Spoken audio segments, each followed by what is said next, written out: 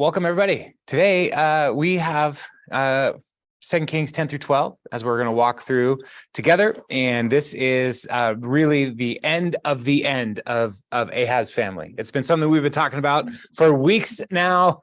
There's a prophecy. Elijah had a prophecy that Ahab's family would be destroyed, and it's just taken a long time to get here. And so what looks like for us just like 11 total chapters is probably it's like 10 years. We should think in long term here. And so it is quite a experience, as all these kings have been just awful in the Northern Kingdom. They've been terrible. And now Jehu comes in, and he's also going to be terrible.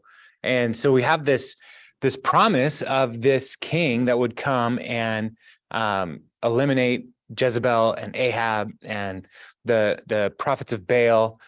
But you would think, oh, maybe this is going to be when Israel's going to turn it around. Nope. Nope. They just keep on keeping on. And so while we'll see here that Baalism is driven out, the sinful worship practices that Jeroboam introduced remain. And so that's the ongoing problem for the people of Israel in the Northern Kingdom. And so, so let's jump in, and we will see Jehu continuing to do his work here. So last week Jezebel was killed. This week we pick up with his sons of Ahab in verse 10:1. Now there were in Samaria 70 sons of the house of Ahab. So Jehu wrote letters and sent them to Samaria, to the officials of Jezreel, to the elders and the guardians of Ahab's children. He said, "You have your master's sons with you, and you have chariots and horses, a fortified city and weapons. Now, as soon as this letter reaches you, choose the best and most worthy of your master's sons and set him on his father's throne. Then fight for your master's house." But they were terrified and said, "If two kings could not resist him, how can we?" And so here he's saying basically, all right, Jezreel, throw up your favorite of Ahab's sons, let him sit on the throne, and let's go to war. And so when they're talking about if two kings cannot resist Jehu, how could we? They're talking about Joram and Ahaziah, who were in battle with Jehu last week. And so those are the two kings that they're talking about specifically. And so they're terrified. They don't know what to do. So the palace administrator, the city governor, the elders, and the guardians sent this message to Jehu: "We are your servants, and we will do anything you say.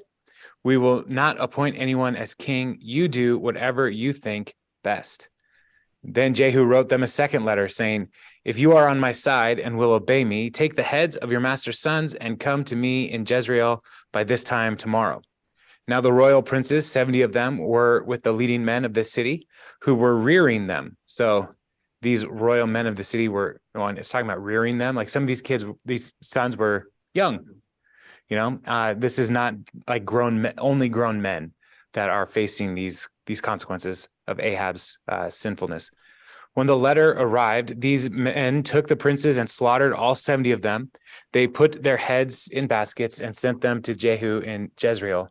When the messengers arrived, he told Jehu, "They have brought the heads of the princes," which is just that guy's job that day. Here's some heads. Then Jehu ordered, put them in 2 piles at the entrance of the city gate until morning. The next morning, Jehu went out. He stood before all the people and said, "You are innocent. It was I who conspired against my master and killed him. But who killed all these? Know then that not a word the Lord has spoken against the house of Ahab will fail. The Lord has done what he announced through his servant Elijah." So Jehu killed everyone in Jezreel who remained of the house of Ahab, as well as all his chief men, his close friends, and his priests, leaving him no survivor. So these 70 sons, something to maybe keep in mind here is these could be 70 sons from the harem that Ahab had developed, but it could also be people who were closely affiliated with Ahab and his family. So they don't necessarily all have to be biological children of Ahab. And so even here at the end, as he's listing all the different types of people who were executed, his chief men, his close friends, and his priests. And so son here could be a term of just close relationship, not necessarily biological child of Ahab. And so Jehu's kind of doing an interesting thing here, because he has the servant pile up all these heads by the gates. And this is so gross. I get it. I understand. But it was not uncommon. And so we read these kinds of things and we should be repulsed. Like, that is okay to be like, that's gross. But it was not uncommon for the ancient world for conquering kings to like display their victory over those who are conquered. And so even during the time of Christ, the Roman Empire, they would line up crosses all along the road so that people coming into town would see the consequence of disobeying Rome. And so like, this is brutal, but it was not uncommon. But what he's doing here that's interesting is he gets in front of the city and he says, look, I conspired against Ahab. None of you are guilty of his blood, but who killed all of these people? And he throws the mystery back at the people of the city to say somebody here was willing to do this also. So like, y'all aren't guilty, but I didn't do all this. So some of you are co-conspirators with me. And so he's bringing in a coalition of folks to say like, look, if you cross me, you might be added to these piles. Like, he's a brutal dude. So this is how he is establishing his kingdom here, his reign. So then Jehu set out and went toward, just a second. There we go. So Jehu set out and went toward Samaria at Beth Eked of the shepherds. He met some of the relatives of Ahaziah, king of Judah, and asked, who are you? They said, we are relatives of Ahaziah, and we have come down to greet the families of the king and of the queen mother. Take them alive, he ordered. So they took them alive and slaughtered them by the well of Beth Eked. 42 of them. He left no survivor. And so why would he do this? Why would he go after these relatives of Ahaziah? Well, Ahaziah is related by marriage to Ahab. And so Jehu probably saw this as continuing to complete the command that he had from the prophet to eliminate the families of Ahab. And so here are some more relatives that are connected. And so he's trying to eliminate any potential threat to his reign.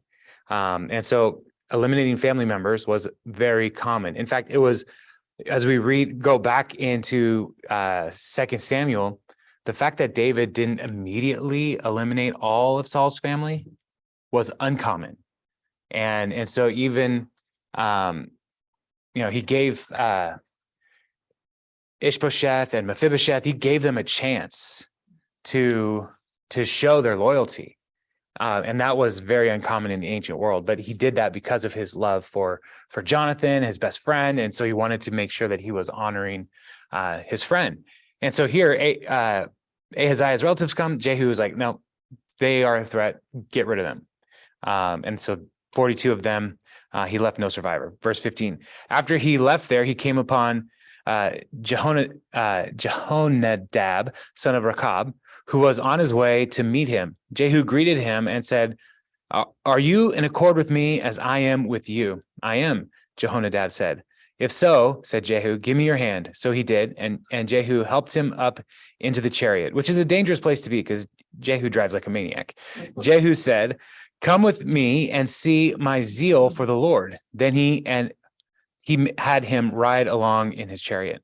When Jehu came to Samaria, he killed all who were left there of Ahab's family. He destroyed them according to the word of the Lord spoken to Elijah. And so this person, Jehonadab, is a part of a nomadic people in the land.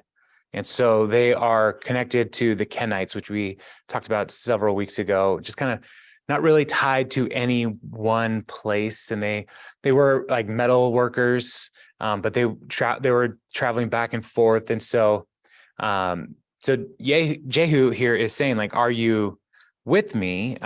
Basically saying, like, I don't know where you're from, I don't know where you're going, but do you want to be on my team?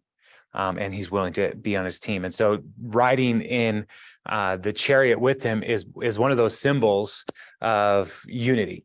And so that's why this detail is included in here. We can read more about the Kenites if you wanted to. You can find them in 1 Chronicles 2:55, Judges 4:11-12, and Jeremiah will talk about Jehonadab as well in chapter 35 of Jeremiah, if you're interested in that, and we will get to that in the future. So it's one of those peoples in the Old Testament that kind of like, and specifically Jehonadab, who kind of shows up here, and he'll show up in other places as well, and trying to like connect all the dots with him is an interesting thing to do, just because he is a kind of a mysterious person. But the unity that Jehonadab brings is just one more thing to kind of underscore the general dissatisfaction with Omri's dynasty. So Omri was Ahab's dad. And so from Omri on, like, people were not happy with this king. And so even this nomad was like, yeah, I want to be with a different king.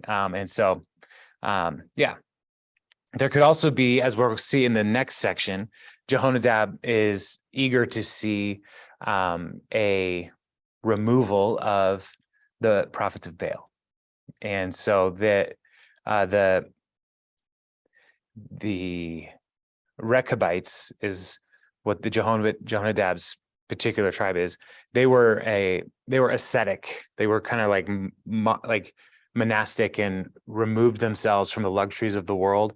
And so they would have seen the Baal cult as going contrary to all the things of God. And so they probably were eager to see that kind of reform as well. So let's jump into verse 18 here with the servants of Baal being eliminated. Then Jehu brought all the people together and said to them, Ahab served Baal a little, Jehu will serve him much. Now summon all the prophets of Baal, all his servants and all his priests. See that no one is missing, because I am going to hold a great sacrifice for Baal. Anyone who fails to come will no longer live. But Jehu was acting deceptively in order to destroy the servants of Baal. Jehu said, call an assembly in honor of Baal. So they proclaimed it. Then he sent word throughout Israel, and all the servants of Baal came. Not one stayed away. They crowded into the temple of Baal until it was full from one end to the other. And Jehu said to the keeper of the wardrobe, bring robes for all the servants of Baal. So he brought out robes for them. So he is throwing this massive party for Baal. And I mean, the writer tells us he's being deceptive. Like, we should know, like, he's like, okay, everything he's doing right now is a trick. And if you're reading this for the first time, it's like, what is the trick? What is he going to do? And, we know he's supposed to drive them out and eliminate the Baal cult. But here he's like, we're going to throw this big party. I'm going to sacrifice much for Baal and even bring out these robes. So like, bring out the really nice clothes for these prophets of Baal, the priests and servants. Let's let them look really nice and like look the best. So imagine, like, the choir robes, like everybody's all wearing the same thing. They come into this big, huge temple area, and it's just packed. Excitement is in the room. And so that's the vibe that we should be recognizing here. This is like an exciting time, and all these people are very excited. Something great is going to happen. Then Jehu and Jehonadab, son of Rechab, went into the temple of Baal. Jehu said to the servants of Baal, look around and see that no one who serves the Lord is here with you, only servants of Baal. So they went in to make sacrifices and burnt offerings. Now Jehu had posted 80 men outside with this warning: if one of you lets any of the men I am placing in your hands escape, it will be your life for his life. As soon as Jehu had finished making the burnt offerings, he ordered the guards and officers, "Go in and kill them, let no one escape." So they cut them down with the sword. The guards and officers threw the bodies out and then entered the inner shrine of the temple of Baal. They brought the sacred stone out of the temple of Baal and burned it. They demolished the sacred stone of Baal and tore down the temple of Baal, and people have used it as a latrine to this day. The Bible is full of just really interesting details. So here he has them all in one place, and so they're basically in a kill box. Like he trapped them all and had them all executed in that space. And so all of the most influential people in the Baal cult are now dead, but they don't just stay there. They then take the sacred stone, which is probably just a really big rock that is standing up on end like this, and they burned it. Now, you don't just burn a rock and expect something to happen. And so like the burning might have been thinking like purifying it of its uncleanness as an object of pagan worship. So like setting fire upon it and trying to purify it, but then they broke it apart and smashed it up. And so that's one of the ways that you would say, like, this is a sign to you that Baal has no power here. And so even thinking back to when in 1 Samuel, the Philistines took the ark into the temple of Dagon, and the idol for Dagon fell over one time, and then they put it back up. Like, well, that's weird. And the next day it fell over, and its head and hands were cut off. Like it's falling apart here. And here, in that passage, the Lord did that work. Here, the people of the followers of Jehu are doing that work of destroying what is sacred to the people of Baal. So he's doing everything he has been told to do so far. So Jehu destroyed Baal worship in Israel. However, he did not turn away from the sins of Jeroboam, son of Nebat, which he had caused Israel to commit, the worship of the golden calves at Bethel and Dan. And so that is the massive sin of Jeroboam, is making these golden calves at the northern and southern ends of the nation of Israel, right at the border, so that nobody from Israel would need to go into Jerusalem to make any kind of sacrifices to Yahweh at the temple. And so this is a great affront to Yahweh, that Jeroboam would say, no, I have a better way to make worship more accessible for the people in my kingdom. And so that is one of the reasons why Jeroboam's dynasty did not last, is because he established that. So while, yes, Jehu's driving out all of the Baalism, he's still holding on to that idolatry. And that is not good. So the Lord then said to Jehu, because you have done well in accomplishing what is right in my eyes, and have done to the house of Ahab all I had in mind to do, your descendants will sit on the throne of Israel to the 4th generation. So it's like, you did a lot of good things here, Jehu. You get 4 generations. Yet Jehu was not careful to keep the law of the Lord, the God of Israel, with all his heart. He did not turn away from the sins of Jeroboam, which he had caused Israel to commit. In those days, the Lord began to reduce the size of Israel. Hazael overpowered the Israelites throughout their territory, east of the Jordan, in all the land of Gilead, the region of Gad, Reuben, and Manasseh, from Eror by the Arnon Gorge through Gilead to Bashan. As for the other events of Jehu's reign, all he did and all his achievements, are they not written in the book of the annals of the kings of Israel? Jehu rested with his ancestors and was buried in Samaria, and Jehoahaz, his son, succeeded him as king. The time that Jehu reigned over Israel and Samaria was 28 years. And so part of the punishment for the northern kingdom at this point as well is the loss of the Transjordan region. So remember, when they were coming into the land, Reuben, Gad, and half of Manasseh, they were like, this part over here on the east side of the Jordan River, it's really good land. There's already cities built here. There's good grazing land for our flocks and herds. Can we stay here? And Moses said, yes, but you have to come and fight with the people of Israel and as they take the land. And they did. And so now, though, these are the first areas, the first tribes that are no longer really a part of Israel. And it's Syria, and what we would call Syria and Aram, that actually comes down and starts taking that land. So even before the Assyrians came and took the people into exile, the tribes, the Transjordan tribes, are pretty much wiped out. So, so we are losing national identity early here in the history of Israel. So, all right, verse 11. Let me make sure I'm not missing anything here. Yeah. All right. Okay, so yeah, chapter 11.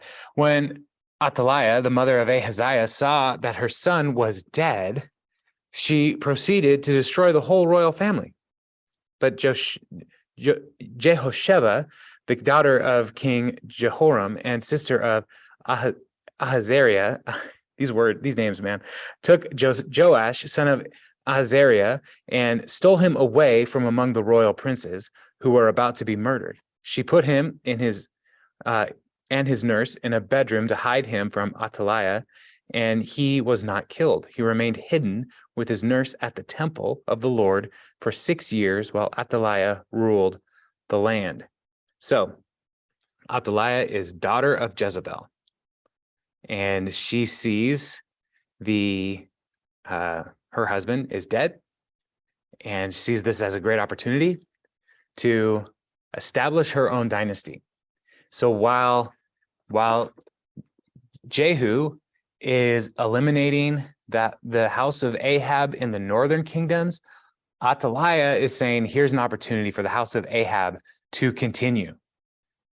And so she is going to step in as the usurper to sit on the throne in Jerusalem. And the only way to do this is to eliminate any of her husband's children, her own children. And because they are a threat to the claim that could eliminate the house of Ahab. And so she sets herself on the throne, but the sister of Ahaziah takes Joash and hides him in the temple. And the temple is a sanctuary, and there are places in the temple that people can't go, and that are purely designed for the priests. And so even like there are bedrooms in the temple that like priests are supposed to stay there, but other people should not go in those spaces. And so Joash is hidden away in the temple for 6 years. He grows up in there in the temple. Probably never came out of the temple grounds. Like this is like a very secluded life that Joash is living. In the 7th year, Jehoiada sent for the commanders of units of 100. Jehoiada then is the high priest at the time. For units of 100, the Kerites and the guards had them brought to him at the temple of the Lord. And the Kerites are like the elite fighting forces of the people of Judah. He made a covenant with them and put them under oath at the temple of the Lord. Then he showed them the king's son. He commanded them, saying, "This is what you are to do. You who are in the 3 companies that are going on duty on the Sabbath, a third of you guarding the royal palace, a third at the Sur gate, and a third at the gate behind the guard, who take turns guarding the temple. And you who are in the other 2 companies that normally go off Sabbath duty are all to guard the temple for the king. Station yourselves around the king, each of you with a weapon in hand. Anyone who approaches your ranks is to be put to death. Stay close to the king wherever he goes." And so he's basically saying, like, form up around the king and with all your swords pointed out. You're basically a giant porcupine right now. The commanders of units of 100 did just as Jehoiada the priest ordered. Each one took his men, those who were going on duty on the Sabbath and those who were going off duty, and came to Jehoiada the priest. Then he gave the commanders the spears and shields that had belonged to King David and that were in the temple of the Lord. These spears and shields, they were fighting forces, yes, but then there's also these shields and spears that are just in the temple, and often those are decorative. And they're like gold, but he's saying like every possible weapon and shield that we have, we're going to use them all.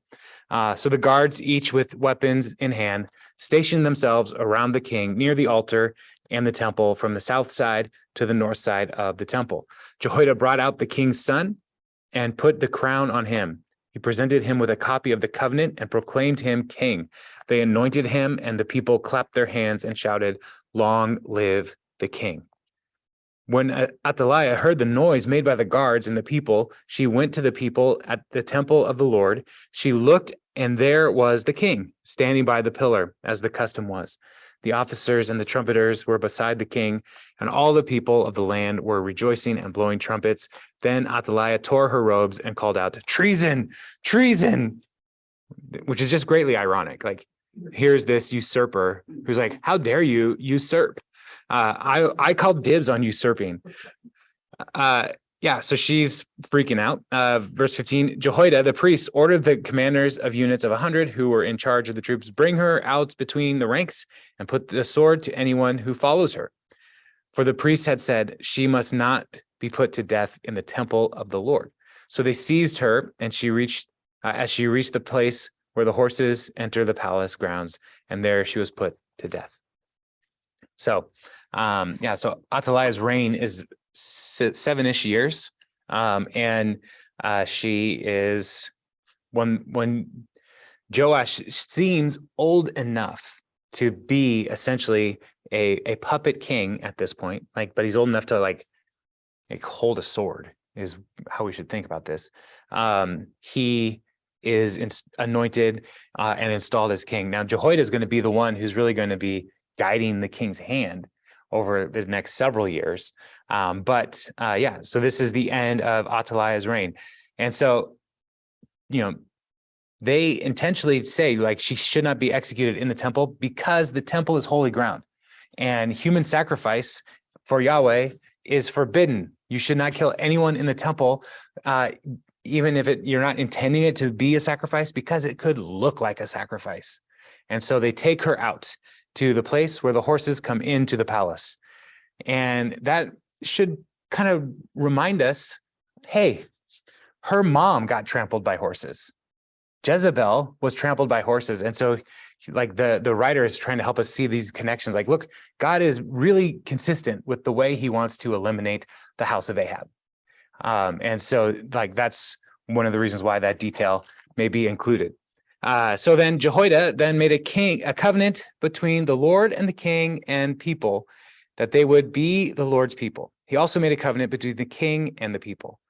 And these covenants, this is part of what the priest was supposed to do, was to maintain covenant relationship between God and the people. And so when we see him making these covenants, it really is a reminder, okay, he's really doing the reform. He's really doing the work that the priest is supposed to be doing all throughout the time. And so, so he's renewing the covenant. All the people of the land went to the temple. Wait, wrong page. Sorry. No, that's right. Yeah. All the people of the Lord of the land went to the temple of Baal and tore it down. They smashed the altars and the idols to pieces and killed Matan, the priest of Baal, in front of the altars. All right. Sorry. Yeah. So I got confused because there was another temple of Baal in the northern kingdom, but this is the first time we were being told, hey, there's a temple of Baal in the southern kingdom too. And so while the southern kingdom is not as bad, in heavy quotes, not as bad as the northern kingdom, they were still being influenced by Baalism. And a lot of this Baalism probably came when Athaliah was queen, when she was sitting on the throne, because this was her mother's religion, and she just kept it coming into the land.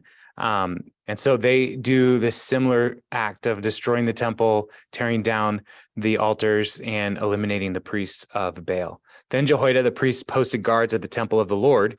He took with him the commanders of hundreds, the Kerites, the guards, and the people of the land. And together they brought the king down from the temple of the land of the Lord and went into the palace, entering by way of the gate of the guards. The king then took his place on the royal throne. All the people of the land rejoiced, and the city was calm, because Athaliah had been slain with the sword at the palace. Joash was 7 years old when he began to reign. All right. So so they are continuing these reforms and driving out the wickedness of Baalism, which is worked its way into all kinds of different levels. But what is key here as we read this is all the people of the land rejoiced. The wickedness of Athaliah was an oppression on the people, and to have her removed was a reason to rejoice. We also are not told here about, like, really throughout the Kings, books of Kings, we're told they came to reign at this age and they reigned this long. Now we know how long Athaliah was reigning because how old Joash is when he becomes king, right? But we're not given that specific like summary of her reign, and like there's a reason, is because the writer of Kings does not see any validity to her reign at all. And so like it's like we don't even want to talk about her because she is not a valid queen. And so so that's one of the things. Now this story is interesting. There's a lot of reasons, but I had somebody in my life who was really excited about Athaliah. Like, look, a woman queen in Judah. And I was like, you got to read the whole story. Like, this is not a girl power story. Now, I believe that God can use anybody for his purposes and his glory. But this story is not to say, look, God wanted this woman queen. Like, no, read the whole thing. And that's one of the dangers when people just kind of look for the stories that they like and then like lift those up. It's like, well, not really. And she did not like that when I told her. So I was a much younger person then and probably did not have the tact that I should have had. But so this is a continuation of the purge of the house of Ahab. It had permeated throughout the northern kingdom and brought corruption there, and then into the southern kingdom, and it is all being removed. And the house of David endures. The house of David, these kings, far from perfect. But God, as we read last week, promised to preserve the house of David because of the covenant he made with David and the love that he had for David, a man after God's own heart. So Joash is 7 years old and he's reigning. So in the verse 12:1, in the 7th year of Jehu, Joash became king and he reigned in Jerusalem 40 years. His mother's name was Zibiah, and she was from Beersheba. Joash did what was right in the eyes of the Lord all the years Jehoiada, the priest, instructed him. The high places, however, were not removed. The people continued to offer sacrifices and burn incense there. So so he has a good long reign. 40 years is a long time. And so he reigns there. But we're told, like, as long as Jehoiada was alive, things were going pretty well. Jehoiada was guiding Joash's kingship and helping him to walk in faithfulness. But these high places, and they are something that permeates throughout the history of Israel. And the high places were, before the temple was built, people would offer their offerings on hilltops. And that was not something that God wanted. He wanted them to come to the tabernacle and do their offerings there. But people were looking at the convenience and the ease of going to the high place. And so it doesn't mean that they were worshiping false gods at all of the high places, but they could have been at some of them. So there's a nebulousness about what's going on in the high places. And so that's part of what God is trying to correct throughout, is like, no, come to the temple and just do the things, the offerings, the way God instructs. And as you do that, you will find blessings, is part of what the law around all of these offerings is trying to say. Like, if you will trust the Lord and just do these things this way, you will see his blessings in the land. But they endured. So verse 4, Joash said to the priests, collect all the money that is brought as sacred offerings to the temple of the Lord, the money collected in the census, the money received from personal vows and the money brought voluntarily to the temple, let every priest receive the money from one of the treasurers, then use it to repair whatever damage is found in the temple. And so Joash looks around and he sees, like, over all these years, the temple has fallen into disrepair. Several years ago, one of his forefathers, he gave the treasuries of the temple to an invading king to say, hey, no, here, take this, go away. And it worked. But they have not been taking care of the land. And so the bronze may be burnished. There may be bricks that are weak and maybe falling apart. And there may be things going on. There's like, you know what? We need to start a capital campaign to raise some funds to fix the temple, because structures are expensive. And so it's been true forever. And so he's trying to do this. And part of the reason why the king is taking this responsibility is because the king is the one who sets taxes for the people, right? But also, like, his forefather, Solomon, built it. And so it's a part of the glory of the reign of the family of David is how well the temple is maintained. So he has a personal investment to say, my family built this. I want to make sure it is well cared for. And so yeah, he's like, whatever funds are coming in, use those to improve the temple. But by the 23rd year of King Joash, the priests still had not repaired the temple. Therefore, King Joash summoned Jehoiada, the priests, and other priests, and asked them, why aren't you repairing the damage done to the temple? Take no more money from your treasurers, but hand it over for repairing the temple. The priests agreed that they would not collect any more money from the people and that they would not repair the temple themselves. So for some reason, they are hesitant to spend the money on the temple.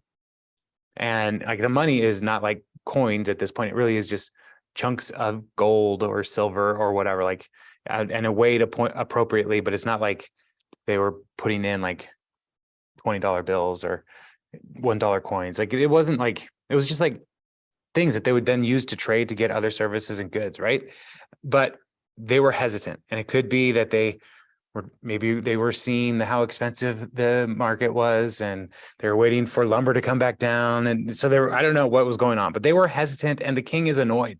It's like, hey, I told you to do this thing, do it. There may also be an element where the priests are supposed to kind of operate separately from the king, and so there may have been a little bit of, you don't tell us what to do. Could have been a part of it. And so the king gives them further instructions saying, stop collecting money, give the money to the contractors. You're not going to be the ones to do this yourselves. You get people you trust to make it happen. So Jehoiada the priest took a chest and bored a hole in its lid. He placed it beside the altar on the right side as one enters the temple of the Lord. The priests who guarded the entrance put into the chest all the money that was brought to the temple of the Lord. Whenever they saw that there was a large amount of money in the chest, the royal secretary and the high priest came, counted the money that had been brought into the temple of the Lord, and put it into bags. When the amount had been determined, they gave the money to the men appointed to supervise the work on the temple. With it, they paid those who worked on the temple of the Lord, the carpenters and builders, the masons and stonecutters. They purchased timber and blocks of dressed stone for the repair of the temple, and the Lord met all the other expenses of restoring the temple. And so it starts to work. But even here, we should note that the king instructed this to happen. The priest bore a hole into the lid. So basically like a big offering box, and they could look in and see, but it doesn't look like the priest had any access to getting into the money at this point. And so they needed the royal secretary and the high priest to come together to like receive the funds. And so there is a checking of and accountability of the money, how the money is being used from the royal palace and the temple. And so they're working together on this, and it starts to move things forward. Verse 13, the money brought into the temple was not spent for making silver basins, wick trimmers, sprinkling bowls, trumpets, or any other articles of gold or silver for the temple of the Lord. It was paid to the workers who used it to repair the temple. So it's really focusing on structural repair is what it sounds like. They did not require an accounting from those whom they gave the money to pay the workers because they acted with complete honesty, which, I mean, wow. These are the best carpenters and contractors ever. Like complete honesty. Wow, this is so great. The money from the guilt offerings and sin offerings was not brought into the temple of the Lord. It belonged to the priests. And so there was still like, this wasn't saying like the priests are not going to have funding for their life as people are making these offerings. Like, no, there's still funding for the priests. They're still taken care of. And that may have been part of the fear that kept the priests from hiring people as well. As like, if we start doing this, are we going to be able to pay for all of the families of the priests and support them? There's all kinds of reasons that may have kept them from moving forward earlier. And so the temple starts to get refurbished and restored, and so Joash, his building project is coming along real well. About this time, Hazael, king of Aram, went up and attacked Gath and captured it. Then he turned to attack Jerusalem. Now, Gath is part of the Philistine territory, so it's a little south and towards the coast. And so Hazael maybe came down with ships, attacked, and now he's making his way inland to Jerusalem. So he's also already gone on the other side of the Jordan River and is attacking the Transjordan tribes. Remember, like Hazael is doing all of these things. And this was part of why Elisha grieved when Hazael was anointed. It was like, I see the terrible things you're going to do to the people of God. And so these things are happening. And so he turned to attack Jerusalem. But Joash, king of Judah, took all the sacred objects dedicated by his predecessors, Jehoshaphat, Jehoram, and Ahaziah, the kings of Judah, and the gifts he himself had dedicated, and all the gold found in the treasuries of the temple of the Lord and of the royal palace, and he sent them to Hazael, king of Aram, who then withdrew from Jerusalem. So all of the gold and beautiful objects of the temple, he sends away. He basically ransoms the nation of Judah with these items from the temple, which are not really his to give. He's giving God's offerings essentially away. And so while he's like, yeah, I want to improve the temple and renovate and restore, and it's going to be great. But when trouble comes, he's like, quickly liquidate the temple. Otherwise, Hazael might come against us, and then what? And so it works. Hazael goes away. Verse 19, as for the other events of the reign of Joash and all he did, are they not written in the book of the annals of the kings of Judah? His officials conspired against him and assassinated him in Beth Millo on the road down to Silla. The officials who murdered him were Jozabad, son of Shimeath, and Jehozabad, son of Shomer. He died and was buried with his ancestors in the city of David, and Amaziah, his son, succeeded him as king. So, things seem okay for Joash. He seems like a pretty good king, but for some reason, he is assassinated. And the writer of 2 Kings doesn't give us the reason. And we're not going to, when we're done with 2 Kings, we're going to jump into Isaiah and just start working through some of the prophetic books, because it's all in line with what was happening in the book of Kings. But in 2 Chronicles 24, we actually read a little bit more about what happened here. And so I'm going to read that tonight, just so you guys, we kind of close the loop on Joash. So starting in verse 17. After the death of Jehoiada, the officials of Judah came and paid homage to the king, and he listened to them. They abandoned the temple of the Lord, the God of their ancestors, and worshipped Asherah poles and idols because of their guilt God's anger came on Judah and Jerusalem, although the Lord sent prophets to the people to bring them back to him, and though they testified against them, they would not listen. And so they come to Joash. He listens to them, but they all leave the temple of Lord and start worshiping the Asherah, which is a Asherah or Ashtoreth and Baal. In the Canaanite mythology, they are a couple, right? Ashtoreth is the consort of Baal, and so they start worshiping the Ashtoreth again. Then the Spirit of God came on Zechariah, son of Jehoiada, the priest. He stood before the people and said, "This is what God says. Why do you disobey the Lord's commands? You will not prosper, because you have forsaken the Lord. He has forsaken you." So the prophet speaks against their idolatry, but they plotted against him, and by order of the king, they stoned him to death in the courtyard of the Lord's temple. So here, the king commands the people to kill Zechariah and in the temple, which is where you should not kill anybody in the temple. We just read that. Like, that is a big no-no. And so Joash is giving over to the popularity of the people. Like, I want the people to like me, and they want to start worshiping at the Asherah poles. I'm going to let them. And when Zechariah starts saying, don't do that, he says, well, let's just get rid of Zechariah. And so the wickedness of Joash starts to come up in his life because Jehoiada's influence is no longer guiding him. The priest is no longer leading the king. But so they plotted against Zechariah, and they killed him.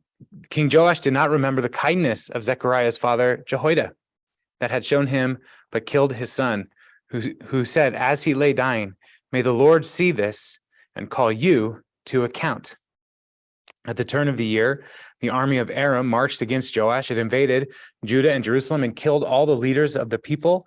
They sent all the plunder to their king in Damascus. Although the Aramean army had come with only a few men, the Lord delivered them into their hands a much larger army. Because Judah had forsaken the Lord, the God of their ancestors, judgment was executed on Joash. When the Arameans withdrew, they left Joash severely wounded. His officials conspired against him for murdering the son of Jehoiada the priest, and they killed him in his bed. So he died, and he was buried in the city of David, but not in the tombs of the kings. Those who conspired against him were Zabad, son of Shimeath, an Ammonite woman, and Jehozabad, son of Shimrith, a Moabite woman. The accounts of his sons, the many prophecies about him, and the record of the restoration of the temple of God are written in the annotations of the book of Kings, and Amaziah, his son, succeeded him as king. And so here so we get this bigger picture, like this conspiracy against Zechariah is what led to the downfall of Joash. And, Jehoiada, the father of Zechariah, did so much for Joash. And so he is, the judgment of God comes against him. And so he starts out good, doing good things, but then falls apart. And the falling really does remind us of King Saul, who was afraid that the people would leave him. And so he made an offering real quick while he was waiting for Samuel. Like, it's that kind of disobedience, the same kind of thing where, like, I listen to the people instead of the man of God who is guiding our people into following after the Lord faithfully. So that's the bigger picture of Joash and what happened to him. So we'll stop here. Any thoughts or questions on the passages that we looked at tonight? I have one. Yeah, Jane. Okay, I printed this list out of the kings. Yeah, perfect. Because I get so confused with the names. Okay, so I see there are two Ahaziah. I would say Ahaziah. Ahaziah, there you go. One is the son of Ahab, and the other one is Jehoram's son, Yes. that was married to Athaliah, who's the one that killed the rest of the family, Yes. right? Okay, so there's two separate guys. Right. Yeah. Okay, all right. I was just trying to get it in my head. Yeah. And so this is a period where there are a couple names that are repeated between the two Real kings. similar. And so like Joram and Jehoram are the same name, but the English translators here are doing us a favor by saying like, we're just going to spell one Joram and the other Jehoram so we can keep them straight, because they're ruling at the same time. Whereas Ahaziah the first in the northern kingdom is ruling at a different time than Ahaziah the second. They're not totally lined up perfectly. And so, yeah, so there's some confusion for sure. And just wait, we're going to get another Jeroboam in a little bit. Great. So, Okay, Jeroboam, oh yeah, the second. yeah. Coming up. Jason? Yeah. Just a second. Did you get your Oh, question answered, Jane? Did you have another question? Yes, no, I'm good. Okay. All right. I heard somebody say. Yeah, it's D. Hey, D. I was wondering if you have maybe a digital list of the kings. That would be very helpful that you could attach when Yeah, you send out the link. That would be awesome. I can do that. Jane has one. Do you have a link for that, Jane? You're muted, Jane. I can't hear what you're saying. Okay, I just typed in Kings of Israel and Judah, and it came up. Okay.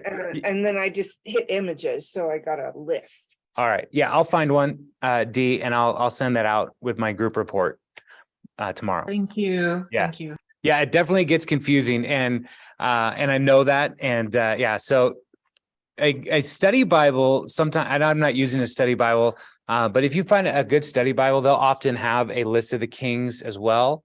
And that's something to look for when you're at the event that you're looking to buy a new Bible. If you're looking for a study Bible, look to see if they have a list of kings, a good map section. I love the maps in the Bibles. They're some of my favorite things.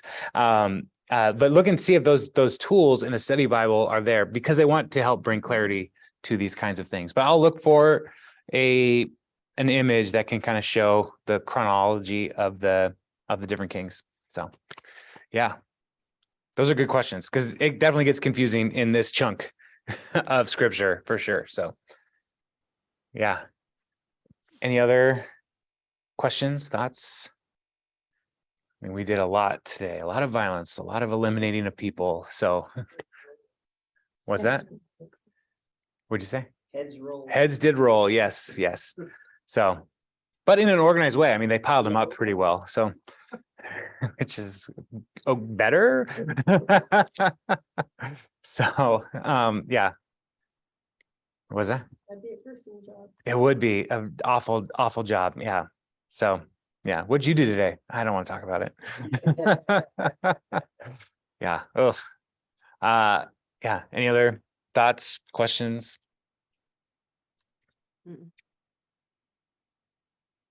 No?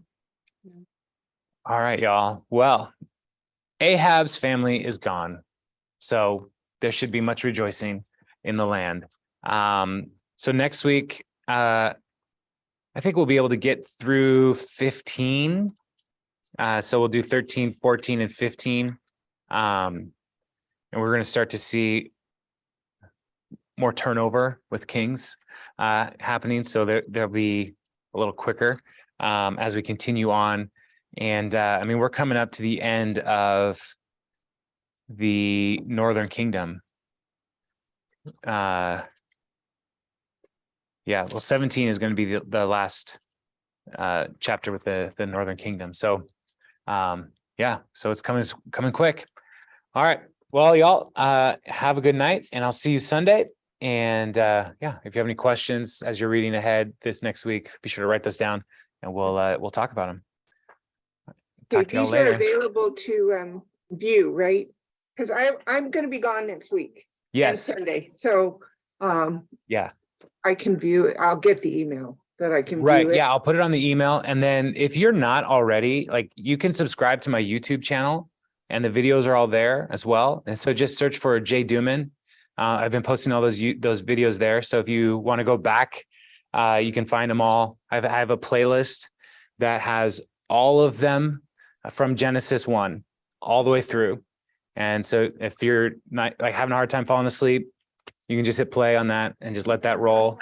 Yeah, so that's there. And yeah, and I'll always include a link there on my email report as well to that YouTube video for that week. So, Perfect. all right. Thank you.